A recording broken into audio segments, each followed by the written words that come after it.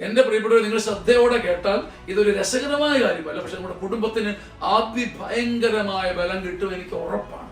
കുടുംബജീവിതത്തിന്റെ അത്ഭുതകരമായ സ്വർണ്ണ താക്കോല് ഇപ്പൊ ഞാൻ നിങ്ങളെ ഏൽപ്പിച്ചു. ഇനി ആ താക്കോല് ഉണ്ടാക്കാൻ പഠിപ്പിക്കാൻ പോവുക. ഈ താക്കോൽ ഏതാണ്? 2 സാമുവേൽ 7:26.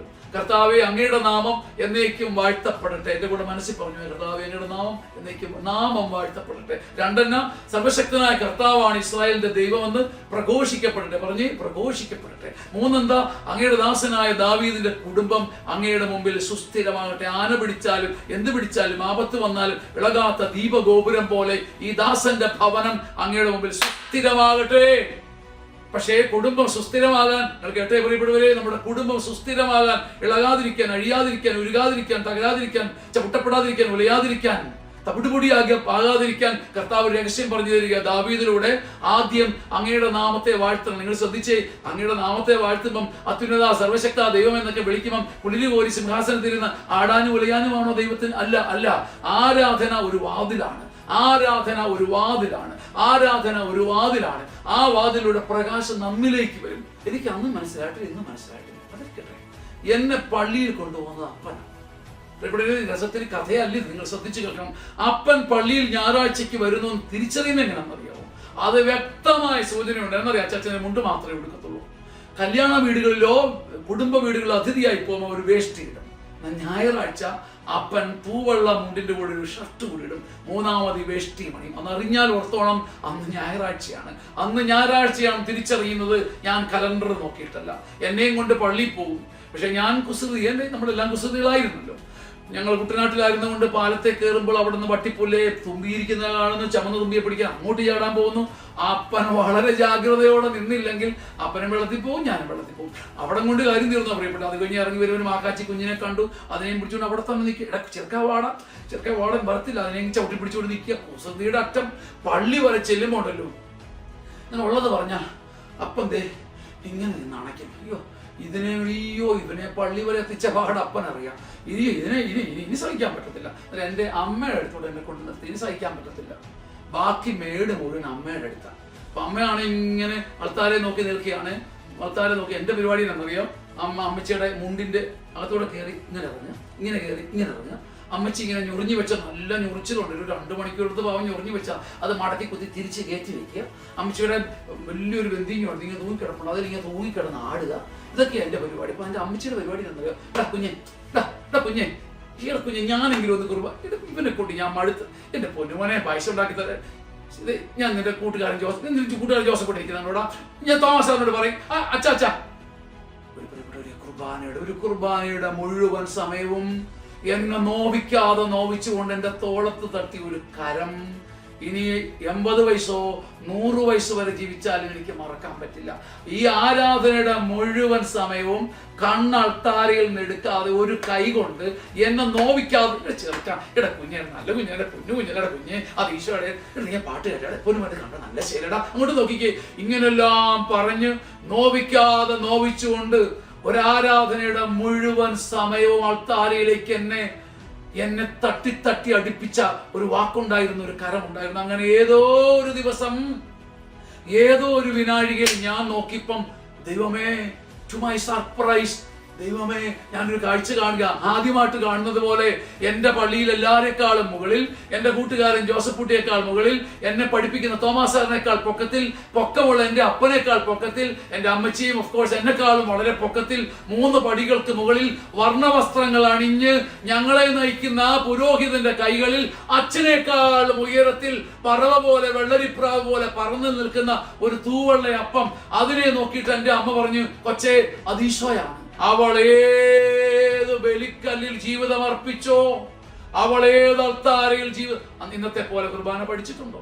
ഇന്നത്തെ പോലെ അതിന്റെ സാങ്കത്യം അറിയാവോ? ദൈവശാസ്ത്രം അറിയാവോ?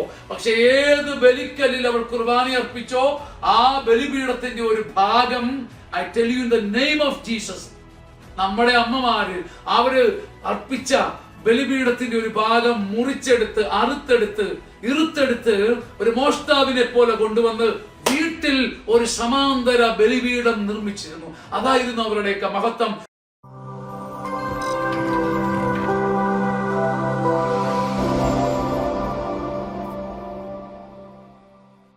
നമ്മുടെ കുടുംബം ഉറയ്ക്കാൻ ഞാൻ കണ്ടെത്തിയ ഒരു രഹസ്യം പറയാം. എന്നെ ഈ രഹസ്യത്തിലേക്ക് ഒരുക്കിയത് എൻ്റെ സെമിനാരി പഠനത്തിൽ എനിക്ക് കിട്ടാതിരുന്ന ഒരു പഠനം ദൈവത്തിൻ്റെ വലിയ കരുണ കൊണ്ട് എനിക്ക് കിട്ടി.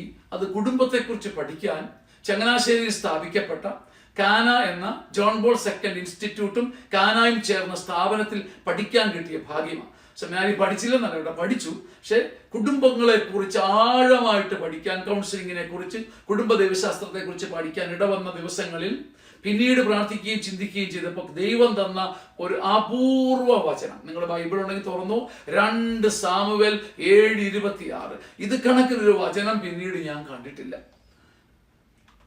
Core of the family living, കുടുംബ ജീവിതത്തിന്റെ ഒരു രഹസ്യ താക്കോല് ഞാൻ നിങ്ങൾക്ക് തരിക. നിങ്ങളെല്ലാം ഈ താക്കോല് വാങ്ങണം കേട്ടോ. എല്ലാവരും എല്ലാ അപ്പന്മാരുടെയും കയ്യിൽ അച്ഛന്റെ അനുവാദത്തോടെ ഈ താക്കോല് ഞാൻ ഏൽപ്പിക്കും. ഈ താക്കോല് നിങ്ങളുടെ കയ്യിൽ ഇനി മരണം വരെ ഇരിക്കണമേ എന്ന് പ്രാർത്ഥിക്കുക. താക്കോൽ ഏതാണ്? 2 സാമുവേൽ 7:26. വചനം ബൈബിൾ ഉണ്ടെങ്കിൽ തുറന്ന് 2 സാമുവേൽ 7:26. നിങ്ങളുടെ അപ്പന്റെ ബൈബിൾ ഉണ്ടെങ്കിൽ അല്ലെ മോനോട് പറഞ്ഞ് തുറക്കാൻ പറഞ്ഞു. 2 സാമുവേൽ 7:26 തുറന്നു ഉറക്കെ വായിച്ചു നോക്കിക്കേ. കുടുംബ ജീവിതത്തിന്റെ അത്ഭുതകരമായ താക്കോലായത് നിങ്ങൾ വായിച്ചു നോക്കിക്കേ. 2 സാമുവേൽ 7:26. കർത്താവേ, നിന്റെ നാമം എന്നേക്കും വാഴ്ത്തപ്പെടട്ടെ. സർവശക്തനായ കർത്താവാണ് ഇസ്രായേലിന്റെ ദൈവമെന്ന് പ്രഘോഷിക്കപ്പെടട്ടെ. അങ്ങയുടെ ദാസനായ ദാവീദിന്റെ ഭവനം അങ്ങയുടെ മുമ്പിൽ ഉറയ്ക്കട്ടെ, സുസ്ഥിരമാകട്ടെ. ഞാൻ 3 വാക്ക് നിങ്ങളെ പഠിപ്പിക്കുക. നാമം വാഴ്ത്തപ്പെടട്ടെ, നാമം പ്രഘോഷിക്കപ്പെടട്ടെ, കുടുംബം സുസ്ഥിരമാകട്ടെ. എൻ്റെ കൂടെ ഒന്ന് പറഞ്ഞ് നാമം മനസ്സിൽ പറഞ്ഞാൽ നാമം വാഴ്ത്തപ്പെടട്ടെ, നാമം പ്രഘോഷിക്കപ്പെടട്ടെ, കുടുംബം സുസ്ഥിരമാകട്ടെ. എൻ്റെ പ്രിയപ്പെട്ടവർ, നിങ്ങൾ ശ്രദ്ധയോടെ കേട്ടാൽ ഇതൊരു രസകരമായ കാര്യമല്ല, പക്ഷെ നമ്മുടെ കുടുംബത്തിന് അതിഭയങ്കരമായ ബലം കിട്ടും, എനിക്ക് ഉറപ്പാണ്. കുടുംബജീവിതത്തിന്റെ അത്ഭുതകരമായ സ്വർണ്ണ താക്കോല് ഇപ്പൊ ഞാൻ നിങ്ങളെ ഏൽപ്പിച്ചു. ഇനി ആ താക്കോല് ഉണ്ടാക്കാൻ പഠിപ്പിക്കാൻ പോവുക. ഈ താക്കോൽ ഏതാണ്? 2 സാമുവേൽ 7:26. കർത്താവെ, അങ്ങയുടെ നാമം എന്നേക്കും വാഴ്ത്തപ്പെടട്ടെ. എൻ്റെ കൂടെ മനസ്സിൽ പറഞ്ഞു, കർത്താവെ, അങ്ങയുടെ നാമം എന്നേക്കും നാമം വാഴ്ത്തപ്പെടട്ടെ. 2 സർവശക്തനായ കർത്താവാണ് ഇസ്രായേലിന്റെ ദൈവമെന്ന് പ്രഘോഷിക്കപ്പെടട്ടെ. പറഞ്ഞ് പ്രഘോഷിക്കപ്പെടട്ടെ. 3 അങ്ങയുടെ ദാസനായ ദാവീദിന്റെ കുടുംബം അങ്ങയുടെ മുമ്പിൽ സുസ്ഥിരമാകട്ടെ. ആന പിടിച്ചാലും എന്ത് പിടിച്ചാലും ആപത്ത് വന്നാലും ഇളകാത്ത ദീപഗോപുരം പോലെ ഈ ദാസന്റെ ഭവനം അങ്ങയുടെ മുമ്പിൽ സുസ്ഥിരമാകട്ടെ. പക്ഷേ കുടുംബം സുസ്ഥിരമാകാൻ, നിങ്ങൾ കേട്ടേ പ്രിയപ്പെട്ടവരെ, നമ്മുടെ കുടുംബം സുസ്ഥിരമാകാൻ, ഇളകാതിരിക്കാൻ, അഴിയാതിരിക്കാൻ, ഉരുകാതിരിക്കാൻ, തകരാതിരിക്കാൻ, ചവിട്ടപ്പെടാതിരിക്കാൻ, ഉലയാതിരിക്കാൻ, ആകാതിരിക്കാൻ കർത്താവ് രഹസ്യം പറഞ്ഞു തരിക. ദാവീദിലൂടെ ആദ്യം അങ്ങയുടെ നാമത്തെ വാഴ്ത്തണം. നിങ്ങൾ ശ്രദ്ധിച്ചേ, അങ്ങയുടെ നാമത്തെ വാഴ്ത്തുമ്പം അത്യുന്നത സർവശക്ത ദൈവം എന്നൊക്കെ വിളിക്കുമ്പം കുളിരി കോരി സിംഹാസനത്തിരുന്ന് ആടാനും ഉലയാനുമാണോ ദൈവത്തിന്? അല്ല. ആരാധന ഒരു വാതിലാണ്. ആരാധന ഒരു വാതിലാണ്. ആ വാതിലൂടെ പ്രകാശം നമ്മിലേക്ക് വരും. നമ്മൾ മനസ്സിലാതിരിക്കട്ടെ. നമ്മൾ മനുഷ്യർ കസേരയിലിരിക്കുമ്പം ഇയാളുടെ പ്രസംഗം നന്നായിരുന്നു, ഇയാൾ നല്ല പാട്ടുകാരൻ അല്ലെങ്കിൽ പറയുമ്പോൾ നമ്മൾ പോകും.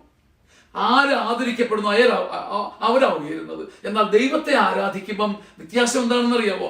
ആരാധിക്കുന്നവനാവുകയിരുന്നത്. നിങ്ങൾ ശ്രദ്ധിച്ചു തന്നെ കേൾക്കണം. മനുഷ്യനെ പ്രശംസിക്കുമ്പം പ്രശംസിക്കപ്പെടുന്ന വ്യക്തിയാവുകയിരുന്നത്. അപ്പൊ നമ്മൾ വേദിയിൽ ഒരു അതിഥിയെ വിളിച്ചു വരുത്തി പ്രശംസിക്കുന്ന ആരാവുകയിരുന്നത്? ആ അതിഥിയാവുകയിരുന്നത്. എന്നാൽ ദൈവത്തെ ആരാധിക്കുമ്പം ഉയരുന്നത് ദൈവമല്ല. ദൈവത്തിന് തന്നെ ഉയരാനാണ്. അവിടുത്തെ എന്തിനാ നാമവും പ്രശസ്തിയും? മനുഷ്യൻ വളരാനുള്ള ഏണിപ്പടിയാണ് ദൈവ ആരാധന. ഒരുമിച്ച് പറഞ്ഞേ ഹല്ലേലൂയ.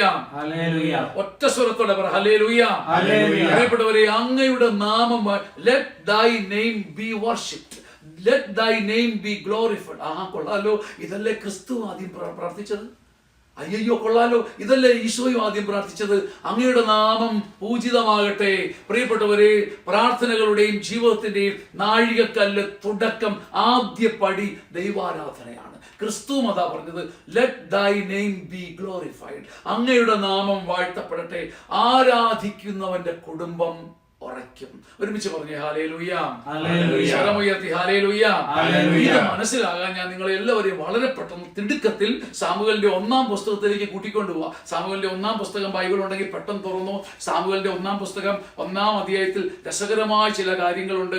സാമുവേലിന്റെ 1-ാം പുസ്തകത്തിൽ രസകരമായ, ഞാൻ ചുമ്മാ പറയുന്നതല്ല, രസകരമായതുകൊണ്ട് തന്നെയാണ്, നമ്മളൊന്നും കണ്ടെത്തേണ്ട, ശരിക്കും രസകരമാണ്. ശ്രദ്ധിച്ചോ. സാമുവേലിന്റെ 1-ാം പുസ്തകം 1-ാം അധ്യായത്തിൽ സാമുവേലിന്റെ അപ്പനെ കുറിച്ച് പറഞ്ഞാൽ തുടങ്ങുന്നത്. സാമുവേലിന്റെ 1-ാം പുസ്തകം 1-ാം അധ്യായം 3-ാം വാക്യം. സാമുവേലിന്റെ 1-ാം അധ്യായം 3-ാം വാക്യം.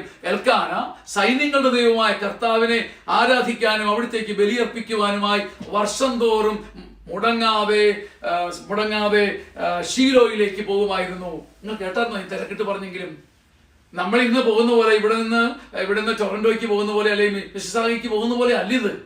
വർഷം തോറും മുടങ്ങാതെ ഷീലോയിലേക്ക് പോകണമെങ്കിൽ ചുമ്മാതെ മടിക്കുത്തിനകത്ത് എന്തെങ്കിലും വെച്ചൊരു ഒരു പ്രശ്നം വെച്ചുകൊണ്ട് പോകാൻ പറ്റില്ല. ആടുമാടുകളെയും മൃഗങ്ങളെയും വീടും കൂടും കൂടാരവും കുടീരവും എടുത്തുകൊണ്ട് വേണം പോകാൻ. അങ്ങനെ ഒരു പടപ്പുറപ്പാടാ എന്ന് വെച്ചാൽ ഇറ്റ്സ് എ ട്രമൻഡസ് ജോബ്. ചുമ്മാതെ എന്ന് പോയി ഞാൻ പള്ളി പോയിട്ട് വരട്ടെ എന്ന് പറഞ്ഞുകൊണ്ട് ഭാര്യയോട് പറഞ്ഞിറങ്ങുന്ന പോലെയല്ല. ആടും മേടും കൂടും കുടുക്കയും എടുത്തുകൊണ്ട് പോകണം. അത് വളരെ കഷ്ടപ്പെട്ട ജോലിയാണ്. എന്നാൽ എൽക്കാനയുടെ ക്യാരക്ടർ ഒരു ലിറ്റർജിക്കൽ ക്യാരക്ടർ ആയിരുന്നു. ആരാധന അവന്റെ പൈതൃകമായിരുന്നു. അവന്റെ അപ്പനെ കുറിച്ച് ആദ്യം പറഞ്ഞു എന്നതാ, കുടുംബമഹത്വത്തെ കുറിച്ചല്ല. എൽക്കാന വർഷം തോറും മുടങ്ങാതെ സകുടുംബം സൈന്യസമേതം ഷീലോയിൽ പോയി ആരാധിക്കുമായിരുന്നു. നമ്മൾ ഒരുമിച്ച് പറഞ്ഞോട്ടെ ഹല്ലേലൂയ. പറഞ്ഞു ഹല്ലേലൂയ. എല്ലാവരും ചേർന്ന് പറഞ്ഞു ഹല്ലേലൂയ.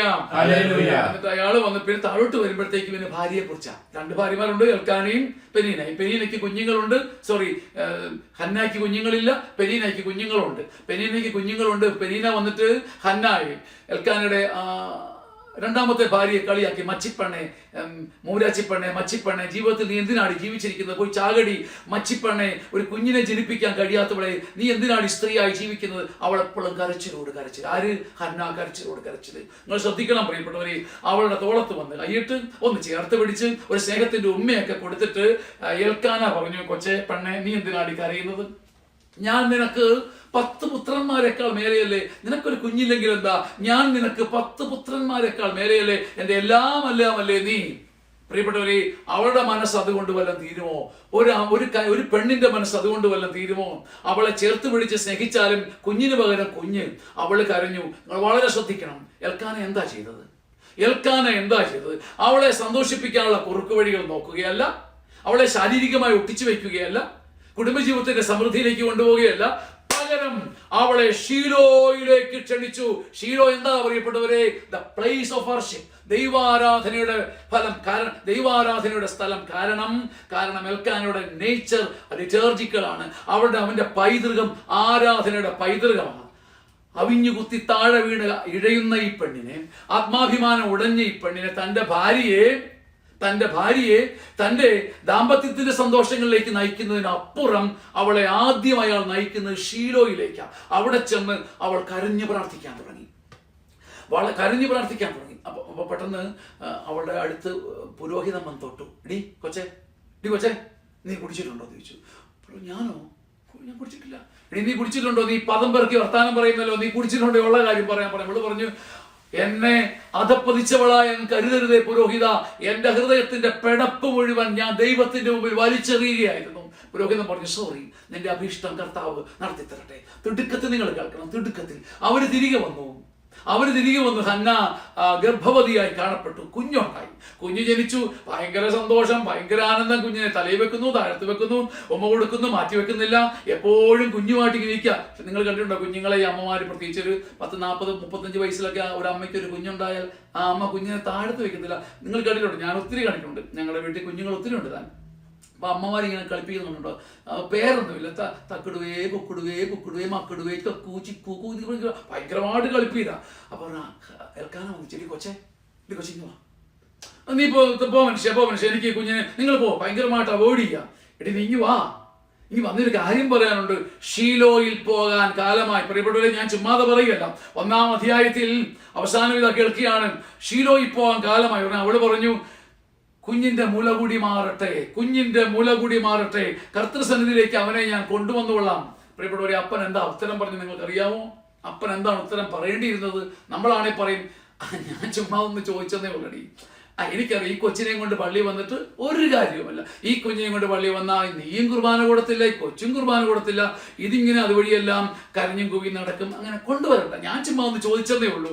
പക്ഷെ എൽക്കാന പറഞ്ഞത് സംതിങ് വെരി ഡിഫറൻറ്റ്. നിന്റെ യുക്തം പോലെ ചെയ്തുകൊള്ളൂ കുഞ്ഞെ, പക്ഷേ കർത്താവിനോടുള്ള കടമ മറക്കാതിരുന്നാൽ മതി. ഞാൻ വളരെ തിടുക്കത്തിൽ ഓടുമ്പോൾ നിങ്ങളോട് പറയാ, നാളുകൾ കഴിഞ്ഞു, കാലം കഴിഞ്ഞു. ഞാൻ അടുത്തിടയ്ക്ക് ഒരു കുടുംബത്തെ കണ്ടു. ആ കുടുംബത്തെ കണ്ടു. ഞാനും കൂടെ കൂടി ഞാനും ഒക്കെ പ്രാർത്ഥിച്ചു. മക്കളില്ലാത്ത കുടുംബം കേൾക്കുന്നുണ്ടല്ലോ അല്ലേ? മക്കളില്ലാത്ത കുടുംബം, കൊച്ചു കുടുംബം, ചെറിയ കുടുംബം. ഈയിടെ കല്യാണം കഴിഞ്ഞത് ഇവിടെ 3 വർഷം കഴിഞ്ഞിട്ട് കുഞ്ഞുങ്ങളില്ല. ഞാനും കൂടെ ഒക്കെ പ്രാർത്ഥിച്ചു. രാവിലെ കുർബാനയ്ക്ക് മുമ്പ് ഇവരുടെ പേര് പറഞ്ഞ് പ്രാർത്ഥിക്കുമായിരുന്നു. ഒരു 10 മിനിറ്റ് ആരാധന, ദെൻ സപ്ര കുർബാന. ഈ ആരാധനയിൽ ഈ കുഞ്ഞുങ്ങളുടെ പേര് പറഞ്ഞ്, മക്കളുടെ പേര് പറഞ്ഞ് പ്രാർത്ഥിക്കും. അങ്ങനെ 3-4 വർഷത്തിന് കഴിഞ്ഞ് ഇവള് ഗർഭവതിയായി. ഒരു കുഞ്ഞ് ജനിച്ചു. വെല്ലുമിച്ചുണ്ട്. വെല്ലുമിച്ച് ഓടി വന്നിട്ട് പറഞ്ഞു, ഷാജിച്ച കുഞ്ഞുണ്ടായച്ചോ, ദൈവത്തിന് സ്തുതി, ഇത് അച്ഛൻ്റെ കൊച്ചാന്ന് പറഞ്ഞു. ഞാൻ എൻ്റെ ചേട്ടത്തി തന്നെ പറയുന്നത് അല്ല, ഇത് അച്ഛൻ്റെ. ആ ചേട്ടത്തിയുടെ ആനന്ദം ഭയങ്കര. നിങ്ങളെല്ലാവരും പ്രാർത്ഥിച്ച കുഞ്ഞ, വളരെ കൃത്യമായൊരു സംഭവം കൂടി. ഞാൻ പറഞ്ഞ തമാശായിട്ട് പറയുന്നതല്ല. അച്ഛൻ്റെ കൂടി കുഞ്ഞാന്ന് പറഞ്ഞു. ഇത് അതുപോലെ ഞങ്ങൾ പ്രാർത്ഥിച്ച, ഞങ്ങളെല്ലാവരും പ്രാർത്ഥിച്ചൊരു കുഞ്ഞ്. മാമോദിസ എല്ലാം കഴിഞ്ഞ് ഇവളെ പള്ളി കാണുന്നില്ല. അപ്പം അവളോട് പിന്നെ ചോദിച്ചപ്പോൾ അവള് പറഞ്ഞ്, അച്ഛാ ഈ കൊച്ചെന്നാ നടക്കുക, 2 മണി 3 മണിയാന്ന് പറയും, കരച്ചിലച്ച. പിന്നെ ഞാൻ അതിങ്ങനെ മാറത്തോട്ട് ഒട്ടിക്കിടക്കും. പിന്നെ 8 മണിക്കോ 8:30 ആകാതെ അത് ഉണരത്തില്ല. ആണ്ട് കൊച്ചിനെ ഇങ്ങോട്ട് വന്നില്ല. 1.5 വയസ്സായപ്പോ കുഞ്ഞിനെ കാണുന്നില്ല. ഞാൻ അവരോട് ചോദിച്ചപ്പോൾ അവർ പറഞ്ഞു, അച്ഛാ ഈ നടക്കാൻ തുടങ്ങി കുഞ്ഞിന് ഈ ബിസ്ക്കറ്റ് എപ്പോഴും വേണം, അതിങ്ങനെ എപ്പോഴും അവിടെ ഇവിടെയും ബിസ്ക്കറ്റ് ഇടും. ചുരുക്കത്തിൽ 3-4 വയസ്സ് വരെ ആ കുഞ്ഞിനെ പള്ളിയിൽ കണ്ടിട്ടില്ല. യുക്തം പോലെ ചെയ്തു കൊള്ളുക, പക്ഷെ കർത്താവിനോടുള്ള കടമ മറക്കാതിരുന്നാൽ മതി. ഞാൻ മുന്നോട്ട് ഓടിപ്പോവുക. അല്പകാലം കഴിഞ്ഞ് ഈ കുഞ്ഞുമായിട്ട് ഇവൾ ദൈവസന്നിധിയിൽ വന്നു. അവൾ വന്നു. അപ്പോൾ പുരോഹിതൻ വന്ന് ചോദിച്ചു, ആരാ? പുരോഹിതൻ ചോദിച്ചു, അദ്ദേഹത്തിന്റെ കണ്ണു വാങ്ങി, കാലം മാറി, പ്രായം കൂടി, ആരാ? അതിന്റെ ഉത്തരം എന്താ ഇവള് പറഞ്ഞത്? ഹന്നയാന്നോ, സാമുവേലിന്റെ അമ്മയാണോ, എൽക്കാനയുടെ ഭാര്യയാണെന്നോ അല്ല പ്രിയപ്പെട്ടവരെ. ഇവള് പറഞ്ഞൊരു വചനം ഞാൻ നിങ്ങളുടെ പോയി പറയാ. 1 സാമുവേൽ 1:26. ഇവിടെ അങ്ങയുടെ മുമ്പിൽ നിന്ന് അന്ന് പ്രാർത്ഥിച്ച പെണ്ണാണിവൾ. ഇവിടെ പ്രിയപ്പെട്ടവരെ എന്താ? ഇവിടെ അങ്ങയുടെ മുമ്പിൽ നിന്ന് അന്ന് പ്രാർത്ഥിച്ച പെണ്ണാണിവൾ എന്ന് വെച്ചാൽ എന്ത് മനസ്സിലായി? അവൾ തന്നെ പരിചയപ്പെടുത്തിയത് പ്രാർത്ഥനയുടെ പാരമ്പര്യത്തിലൂടെയാ. ഇന്ന് അങ്ങയുടെ മുമ്പിൽ നിൽക്കുന്ന ഈ പെണ്ണ് അന്ന് ഇവിടെ നിന്ന് ഒരിക്കൽ തകർന്ന് കരഞ്ഞവളാണ്. ആ കരഞ്ഞവൾ ഇതാ നന്ദിയോടെ ഇപ്പോഴും നിൽക്കുന്നു. അവൾ തന്നെ ഇതാ ഇന്ന് നന്ദിയോടെ വന്നിരിക്കുന്നു. യൂക്കരിസ്തിയ, നന്ദിയോടെ ഒരു ബലിയർപ്പിക്കാൻ. കുർബാന എന്ന വാക്കിന്റെ അർത്ഥം തന്നെ എന്താ? യൂക്കരിസ്തിയ, നിരന്തര നന്ദി. ഇതാ ജീവിതത്തിന്റെ ബലി ആൾത്താരയിൽ അർപ്പിക്കാൻ ഞാൻ വന്നിരിക്കുന്നു. എൻ്റെ നന്ദി കൊണ്ട്, എൻ്റെ ജീവിതത്തിന്റെ നന്മകളുണ്ട്, ഞാൻ അനുഭവിച്ച വേദനകളിൽ നീ എന്നെ താങ്ങിയത് കൊണ്ട്, വീട്ടിൽ ഒതുങ്ങിയിരിക്കാതെ അൾത്താരയോളം ചെല്ലാതെ എനിക്ക് സമാധാനമില്ല.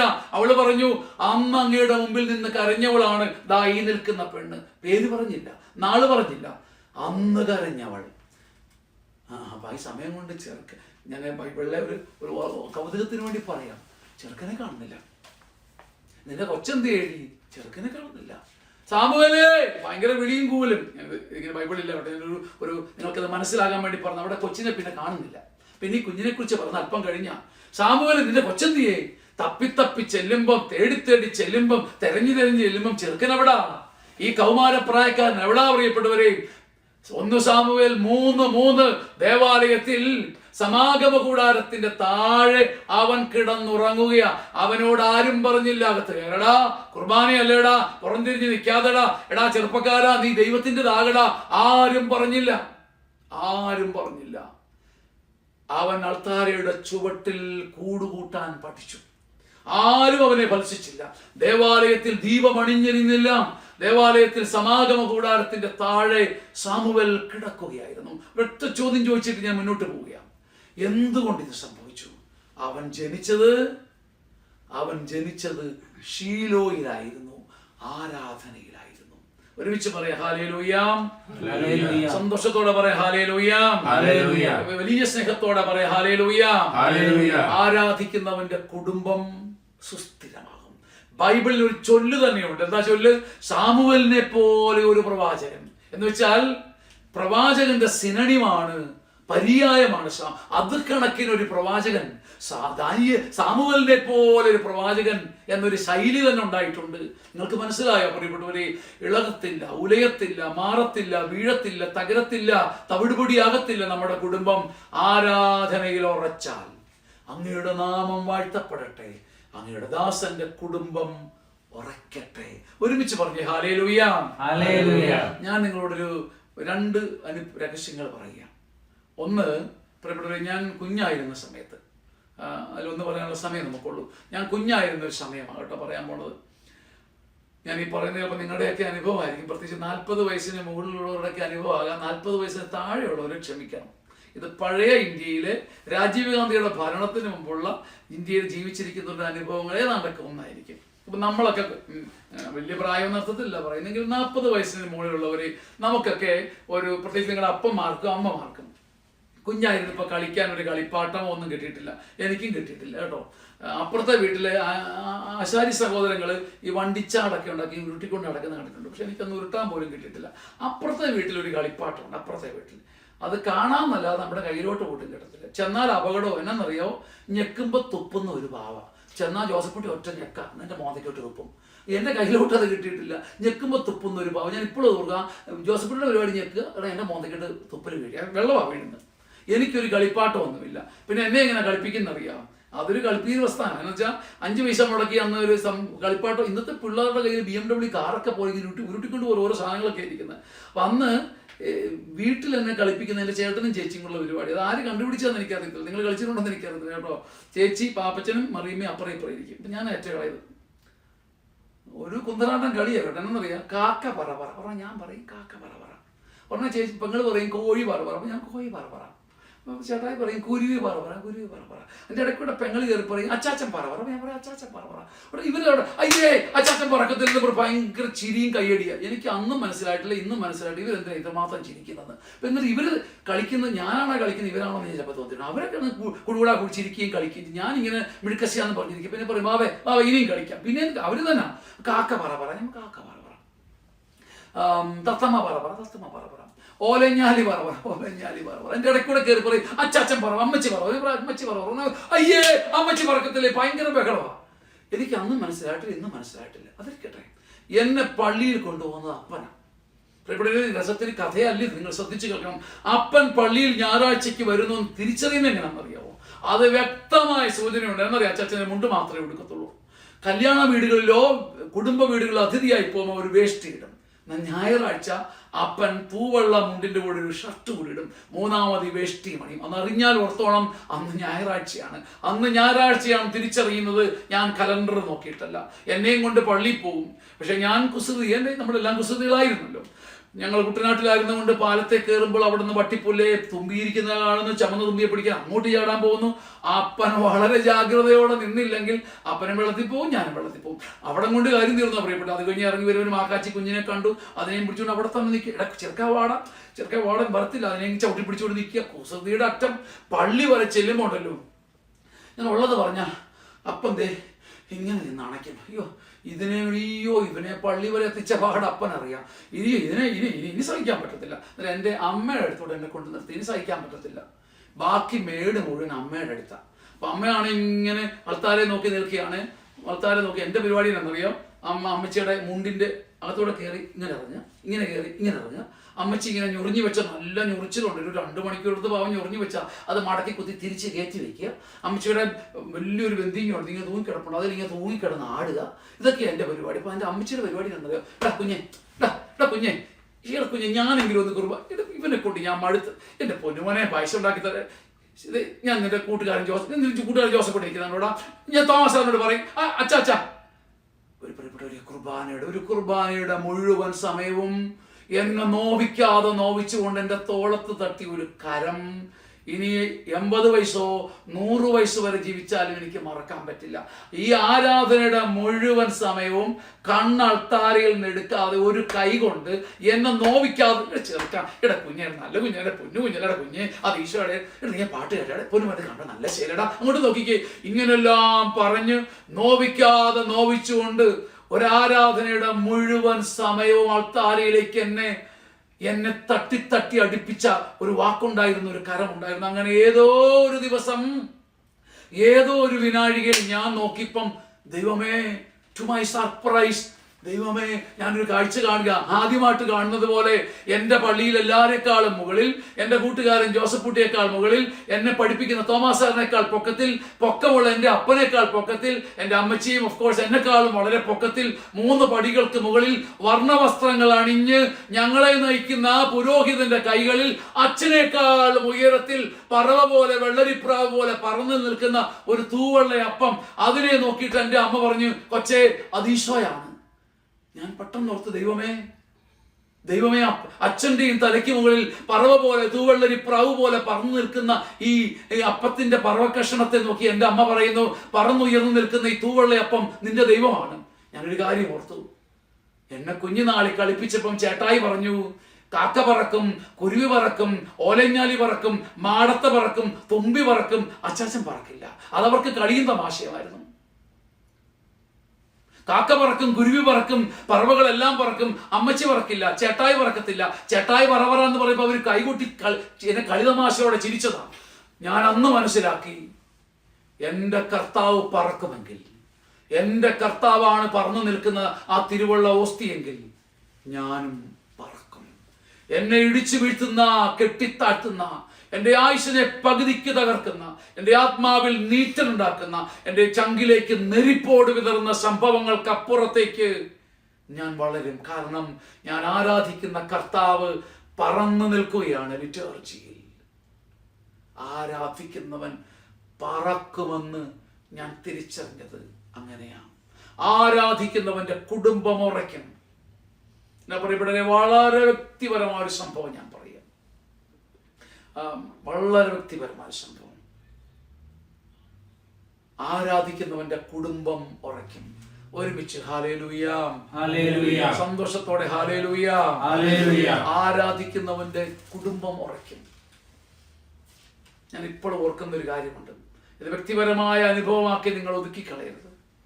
എന്നെ രാവിലെ, ഞാനാണ് വീട്ടിലെ ഇളയവൻ, എന്നെ അമ്മ നിർബന്ധിച്ച് കുർബാന, എൻ്റെ ഇഷ്ടം കൊണ്ടൊന്നും അല്ല കേട്ടോ, എന്നെ നിർബന്ധിച്ച് കുർബാനയ്ക്ക് കൊണ്ടും. തൊല്ല അതല്ല പ്രിയപ്പെട്ടവരെ, അമ്മച്ചിക്ക് ഈ വാച്ച് നോക്കാൻ അറിയത്തില്ല. അതിന്റെ ഗതികേട് മുഴുവൻ അനുഭവിക്കുന്നത് ഞാൻ. എന്നറിയോ, അമ്മച്ചിക്ക് ഒരു വെളിപാടുണ്ടാകുമ്പോൾ നേരം പോയി. ഞാൻ നോക്കുമ്പോൾ സമയം 3:30 മണി. എൻ്റെ ദൈവമേ, അതല്ല എൻ്റെ ദുഃഖം. അങ്ങനെങ്ങാനും ഉണർന്നാൽ ആ 3:30 തൊട്ട് 5:30 വരെ അമ്മച്ചി അവിടെ കാണും. 4 ചേർക്കാം, ഇനിയിപ്പോ 4 ഇനി എഴുന്നേക്കടാ.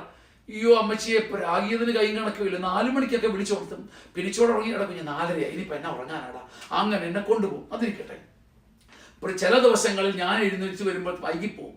അവിടെ ചെല്ലുമ്പം നമ്മുടെ പണ്ടത്തെ കുർബാനയാണ്. അന്നത്തെ കുർബാന ചിലപ്പം ഈ അറിയിപ്പിന്റെ ഭാഗം എന്നൊക്കെ അമ്മച്ചിമാര് പറയുന്നത്. അതായത് സുവിശേഷത്തിന്റെ അറിയിപ്പ് കഴിഞ്ഞ് അകത്തോട്ട് കയറും. അപ്പൊ ഞാൻ കുർബാന കഴിഞ്ഞ് വീട്ടിൽ വന്നിട്ട് ദോശച്ചട്ടിയെ നോക്കിയിരിക്കുക. വിശക്കുന്നുമുണ്ട്, വളരെ വിശക്കുന്നുമുണ്ട്. ഇവിടെ പിന്നെ ഒരു 15, 20, 25, 30 മിനിറ്റ് അമ്മച്ചിയെ കാണുന്നില്ല. നോക്കുമ്പം 8-8:15 മണിയാകുമ്പോൾ കുണുക്ക് വീട്ടിൽ വരുന്നുണ്ട്. നമുക്ക് അകവാള് വെട്ടി വിശന്ന് ചോദിക്കുമ്പോൾ അമ്മച്ചി പറയാം, നിന്നെ വിളിച്ചുണർത്തിയതല്ലേ, ഞാൻ ആദ്യത്തെ കുർബാന മുഴുവൻ കൂടിയില്ല, അതുകൊണ്ട് രണ്ടാമത്തെയും കൂടെ കൂടിയെന്ന്. പ്രിയപ്പെട്ട സഹോദരങ്ങളെ, ഞാൻ നിങ്ങളോട് കാര്യം പറയാം. എൻ്റെ അമ്മ ഒരു ഒരു ഒരു ഒരു ഒരു പ്രത്യേക രീതിക്കാരിയായിട്ട്. ഇത് നമ്മുടെ അമ്മമാരെ കുറിച്ചെല്ലാം സത്യമാട്ടോ. ഇതൊരു ഒരമ്മയെ കുറിച്ചുള്ള കാര്യമൊന്നുമല്ല. It's the salient nature of the universal motherhood.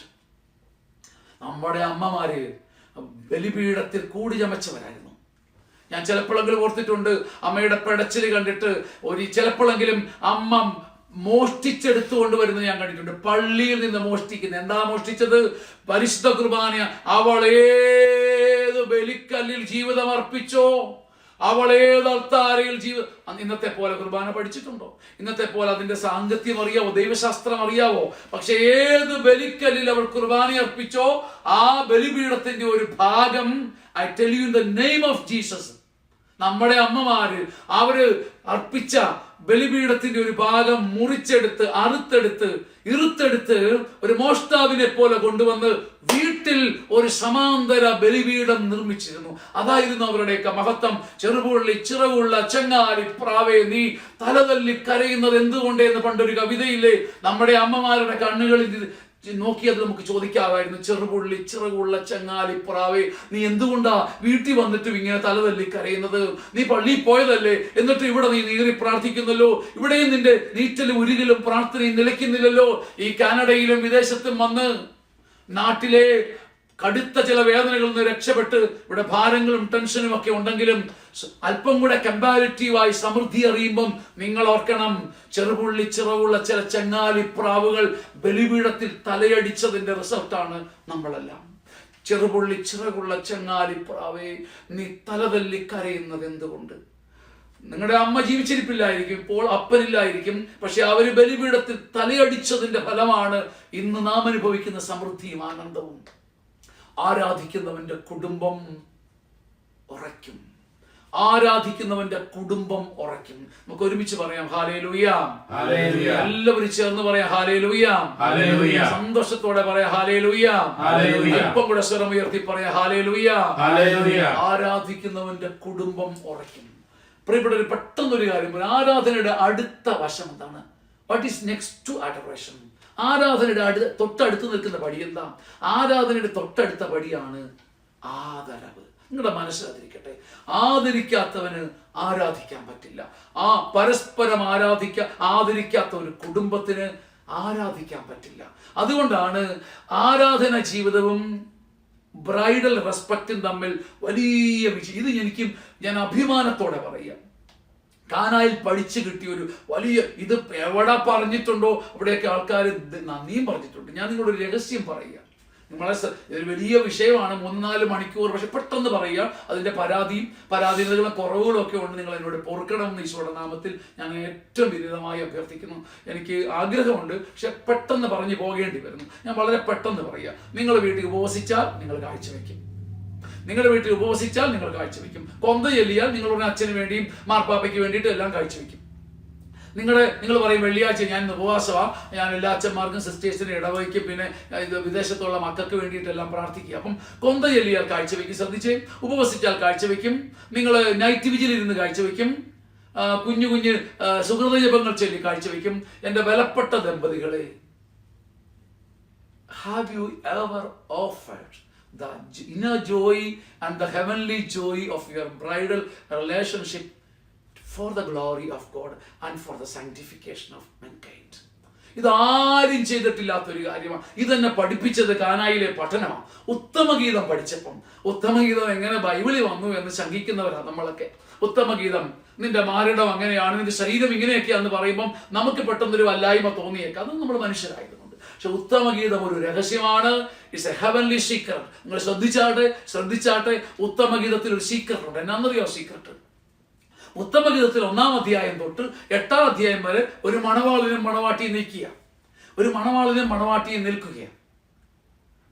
മണവാളൻ വാ തുറന്നാൽ മണവാട്ടിയെ കുറിച്ച് ആലങ്കാരിക വാക്കുകളെ പറയൂ. മണവാട്ടി വാ തുറന്നാൽ തന്റെ പ്രിയതമനെ കുറിച്ച് റെസ്പെക്ട്ഫുൾ വാർഡ്സേ പറയത്തുള്ളൂ. അതിനെ ഖണ്ഡിച്ചുകൊണ്ട് വാശിക്കോടെ മണവാളൻ പറയും കണ്ടോ തോഴന്മാരെ കണ്ടോ, സകലവിധ നന്മകളും പൂത്തുലയുന്ന സുഹൃതവ്യഞ്ജന തോട്ടമാണ് എൻ്റെ പെണ്ണ്. ഉടനെ പെണ്ണ് ചാടി എഴുന്നേറ്റ് പറയും, അയ്യോ തോഴിമാരെ, അത് കേട്ട് വശംബദരാകല്ലേ കേട്ടോ, എൻ്റെ തോടനെ കണ്ടോ, കലവാൻ കണ്ണുകളുള്ള എൻ്റെ പ്രിയനെ കണ്ടോ, പാലിൽ കുളിച്ച് തൂവലൊതുക്കിയ അരിപ്രാവിനെ പോലെയാണ് എൻ്റെ പ്രാണപ്രിയൻ. അതും കേട്ടിട്ട് ചമഞ്ഞിരിക്കുകയല്ല ഭർത്താവ് ചാടി എഴുന്നേറ്റ് പറയാണ്, എൻ്റെ പെണ്ണൊരു സുഗന്ധ നദിയാണ്.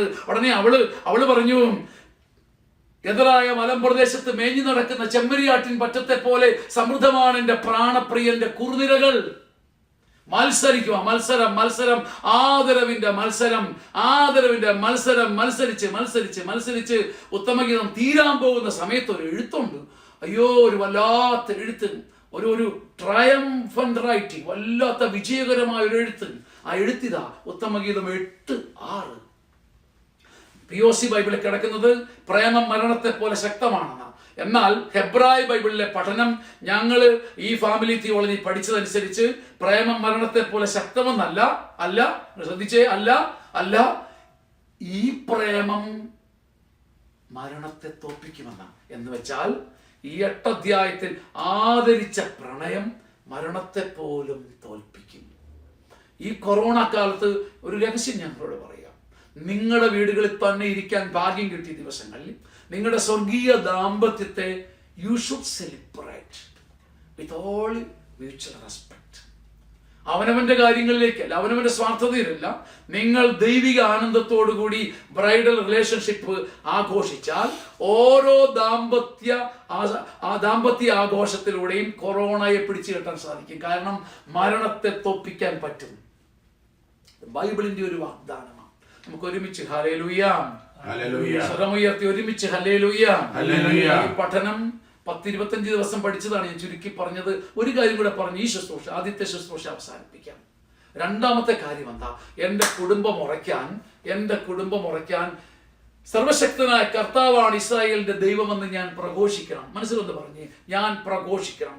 അത് അമേരിക്കയിലാണെങ്കിലും ഗൾഫിലാണെങ്കിലും ഇന്ത്യയിലാണെങ്കിലും പാപിയായി ഞാൻ പ്രഘോഷിക്കണം. സർവശക്തനായ കർത്താവാണ് എൻ്റെ ദൈവമെന്ന് എനിക്ക് പറ്റുന്ന വിധത്തിൽ ഇവാഞ്ചലൈസ് ചെയ്യണം പറഞ്ഞ് by any means, by any rate, ഏതർത്ഥത്തിലും ഞാൻ ഇവാഞ്ചലൈസ് ചെയ്യണം. എൻ്റെ കുടുംബം ഉറയ്ക്കാൻ ഞാനത് ചെയ്യണം. ഒരുമിച്ച് പറഞ്ഞ് ഹല്ലേലൂയ, തീഷ്ണതയോടെ പറഞ്ഞ് ഹല്ലേലൂയ, സന്തോഷത്തോടെ പറഞ്ഞ് ഹല്ലേലൂയ.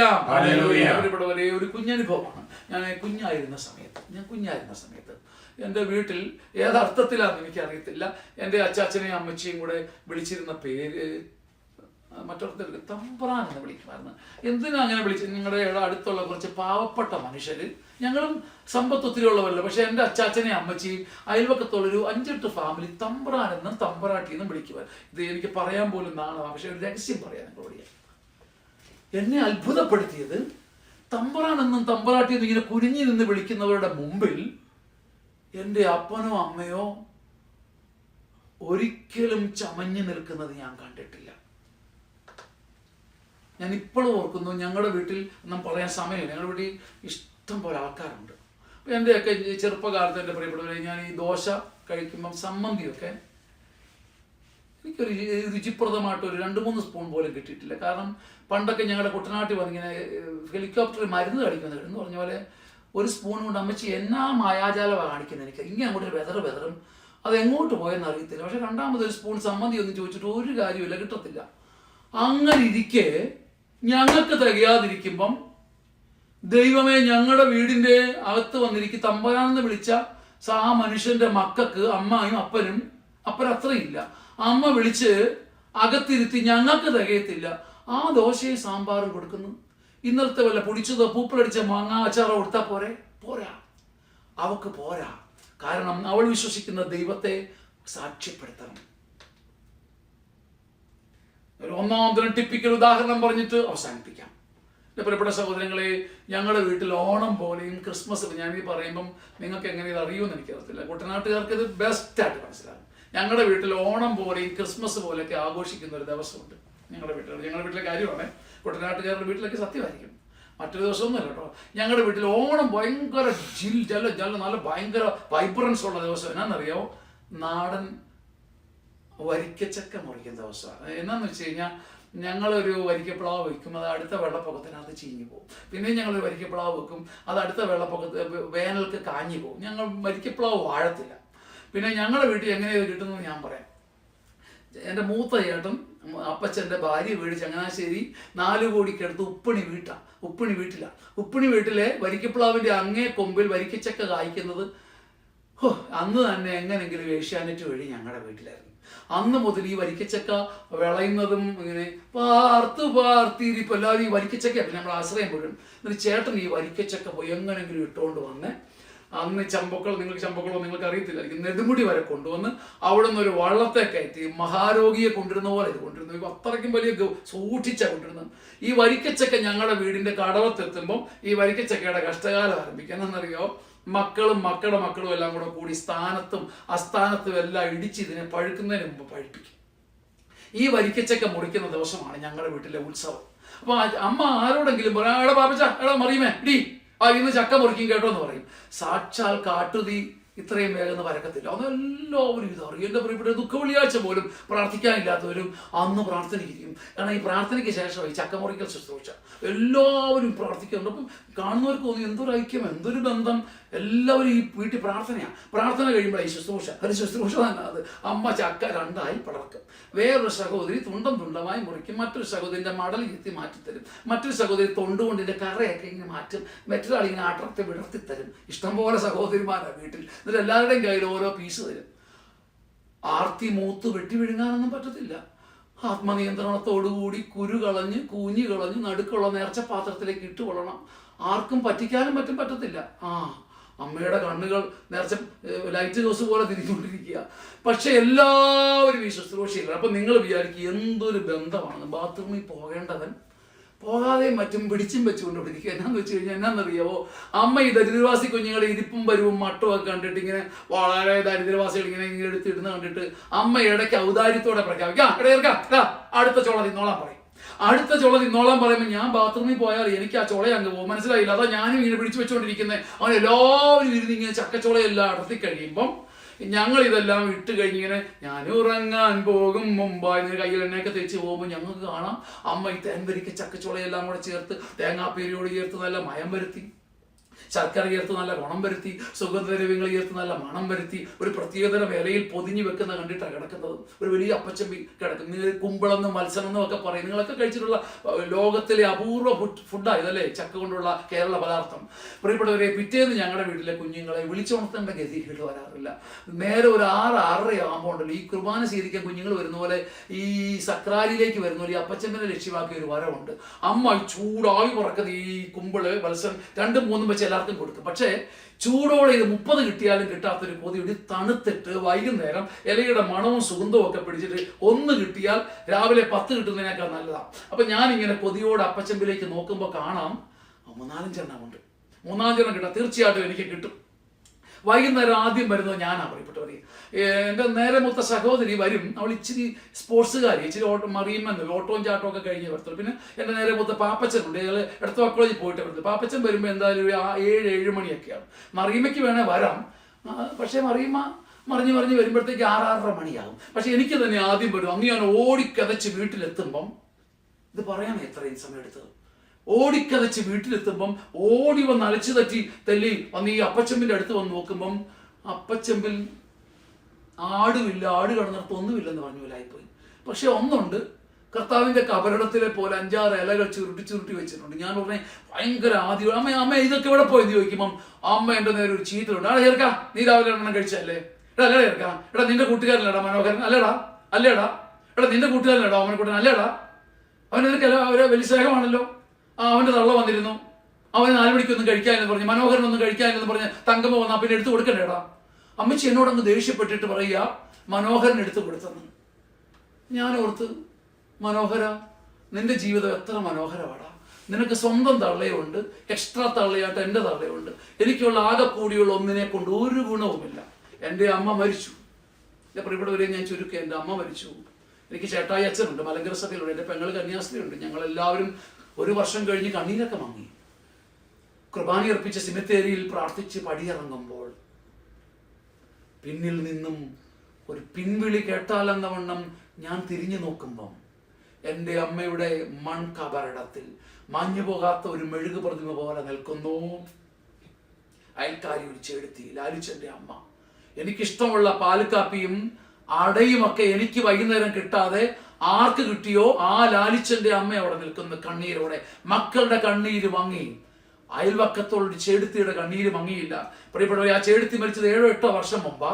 എൻ്റെ അമ്മ മരിച്ചിട്ട് 25 വർഷവും കഴിഞ്ഞു. ഞാൻ അവസാനിപ്പിക്കുന്ന ഈ സെഷൻ, ഈ 8 വർഷം മുമ്പ് വരെ ചെടുത്തി എന്നെ എപ്പോൾ കണ്ടാലും പറയുന്നൊരു വാക്കുണ്ട്, ഷാജിമോനെ അതൊരു കാലമായിരുന്നു, ചെടുത്തിയുടെ ദൈവമായിരുന്നു ഞങ്ങളുടെയും ദൈവം. സർവശക്തനായ കർത്താവാണ് ഇസ്രായേലിന്റെ ദൈവമെന്ന് നീ പ്രഘോഷിച്ചാൽ നിന്റെ കുടുംബം സുസ്ഥിരമാകും. അവിടുത്തെ ആരാധിക്കാൻ അപ്പൻ എടുക്കേണ്ട ഒരു മുൻകരുതലുണ്ട്. ബലിപീഠത്തിലേക്ക് എത്താൻ എൽക്കാനയുടെ ക്യാരക്ടറും ലിറ്റർജിക്കൽ പാരമ്പര്യവും ആരാധനയുടെ വൈഭവവും അപ്പൻ എടുക്കണം. അപ്പൻ ഭാര്യയെ ഉണർത്തണം, ഭാര്യ ഭർത്താവിനെ ഉണർത്തണം ആരാധിക്കാൻ. അത് ജീവിത ദാമ്പത്യത്തിന്റെ വഴികളിൽ മാത്രമല്ല, അവരാദ്യം അങ്ങോട്ടും ഇങ്ങോട്ടും ഉണർത്തേണ്ടത് ആരാധിക്കാനാണ്, ഇവാഞ്ചലൈസ് ചെയ്യാനാണ്.